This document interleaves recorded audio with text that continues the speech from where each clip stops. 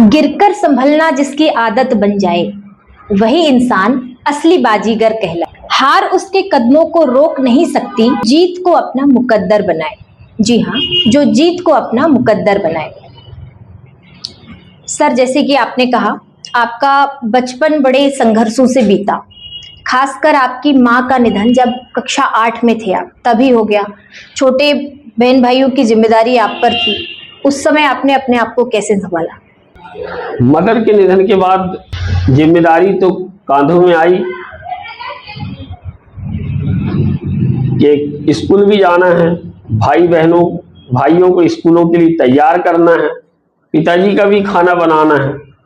हमारे पिताजी ने अपनी जीवन में इतना स्ट्रगल करे कि उन्होंने दूसरी शादी नहीं की है, केवल अपने बच्चों के लिए उन्होंने त्याग और कुर्बानी दी।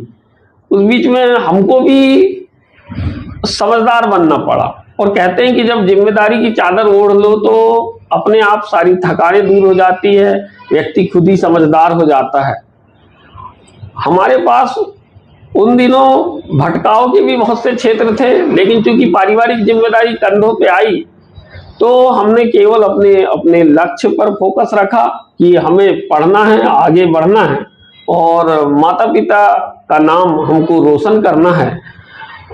कवि नीरज की एक पंक्ति से मैं बड़ा प्रभावित हूँ कि हमको कोई भी जीवन में बहुत सारी घटनाएं ऐसी आती हैं तो उसको हमको भूलना पड़ता है और आगे बढ़ना पड़ता है कि छुप छुप अश्रु बहाने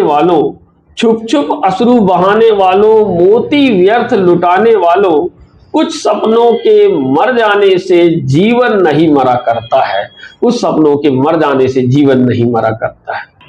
सर, एक मध्यम वर्गीय परिवार और जिम्मेदारियों के बीच पढ़ाई जो आपने जारी रखी, क्या कोई कठिनाई सामने आई आपके?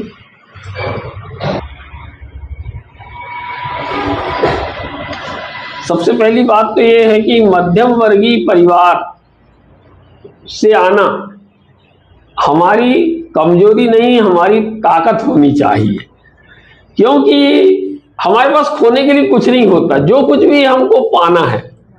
तो मध्यम वर्गीय परिवार में आप अपने आप को हीन ना समझे, आप अपने आप को बहुत महत्वपूर्ण व्यक्ति समझे। आप देखेंगे चाहे आजादी का आंदोलन हो, में आप देखेंगे कि मध्यम वर्गीय लोग ही ज्यादा आगे आए हैं। तो मध्यम वर्गीय व्यक्ति जो है उसके पास, मैंने अभी फिर से बोल रहा हूं कि उसके पास खोने के लिए कुछ नहीं होता, जो भी है पाना होता है।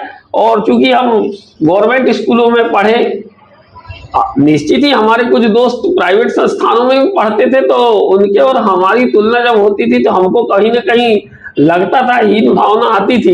लेकिन नहीं, हमारे मन में था कि कुछ हमको जिंदगी में कुछ करने का जज्बा है, तो हम उस जज्बे को लेकर आगे बढ़े और बहुत सारी चीजों में हमने सैक्रिफाइस किया, समझौता किया बहुत सारी चीजों को लेकर। और लेकिन लक्ष्य यही था कि कुछ जिंदगी में करना है और अपने माता पिता को एक अच्छा नाम मुकाम देना है। क्योंकि कहा जाता है कि पहले जब दौर था कि हर बच्चे का नाम उनके माता पिता के कारण होता है, लेकिन इतिहास तब बदलता है जब एक बच्चे के कारण उनके माता पिता का नाम होता है। तो हमको अपने माता पिता को एक महत्वपूर्ण मुकाम दिलाना था समाज में, इसी कारण हम अपने लक्ष्य पर फोकस रहे।